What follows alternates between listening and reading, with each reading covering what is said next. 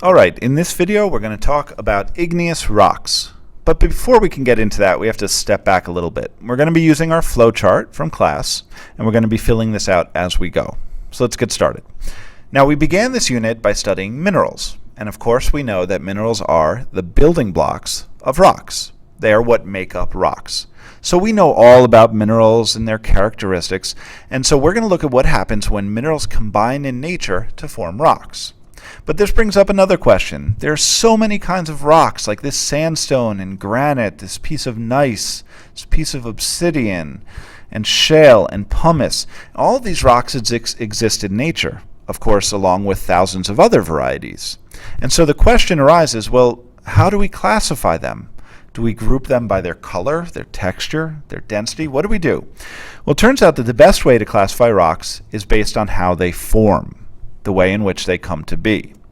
So let's add that to our sheet here. This bubble under the word rocks, we're going to write that they're classified based on their method of formation, or simply how they form. And so if you do this classification, you will have three categories: igneous rocks, which we'll talk about today, sedimentary rocks, and metamorphic rocks. And so let's take a look at igneous rocks. So what exactly is an igneous rock? An igneous rock is a rock that formed from the cooling and solidification of magma or lava. Okay, let's add that. So they form from the cooling and solidification of lava or magma. Now what that means is that when molten rock cools down and essentially turns into a solid, that is what an igneous rock is formed from. When you think of lava and magma, you probably picture this molten material in the crater of a volcano, and that's exactly what we're talking about. But what I want you to keep in mind is that there is a difference between lava and magma.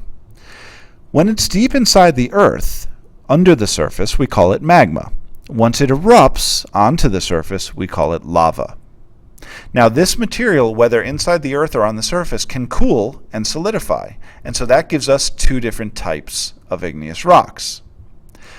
Igneous rocks are classified according to where exactly they did their cooling and solidifying. And so we have two types. And let's start with the first type.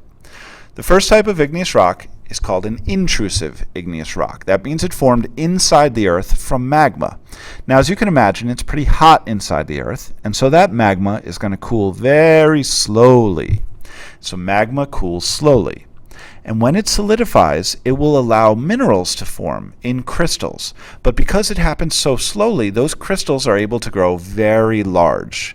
And so intrusive rocks are always going to have very large crystals. Let's take a look.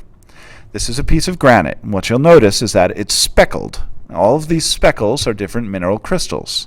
The black is biotite mica, the pink is potassium feldspar, the white is quartz.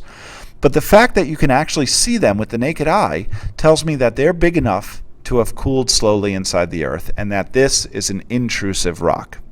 If you want to know what I mean by big, any crystals larger than 1 millimeter signify that the rock is intrusive.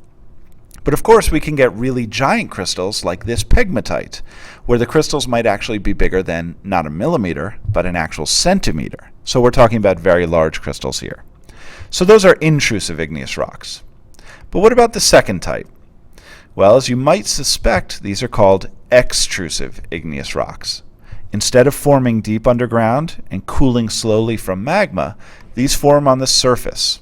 And because they cool really quickly from lava, you're going to get small or no crystals at all. And as a result, they may even have air bubbles trapped inside, which is something we call vesicular. So again, extrusive rocks form on the surface very quickly, and so you get very small or maybe even no crystals, and they may have air bubbles trapped inside. Let's take a look. This is a rock called basalt, and you'll notice that you can't really see any crystals at all. If you look with a magnifying glass, you would find really tiny ones that are smaller than a millimeter. That's a sign of an extrusive rock.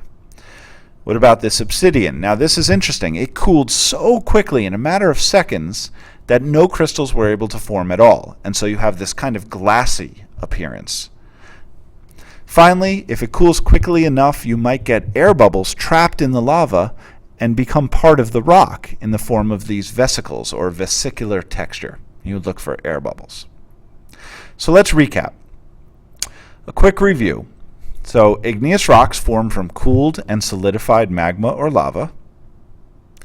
When it cools slowly inside the Earth, we get intrusive, sometimes called plutonic, igneous rocks, and they will have large crystals. When lava cools quickly at or near the surface, we'll get extrusive rocks, also called volcanic, that will have small or no crystals. They may be vesicular, meaning they have some trapped gas bubbles. Page 6 of the reference tables shows our common igneous rocks and their characteristics, and we'll be studying that chart in the coming days. Thanks.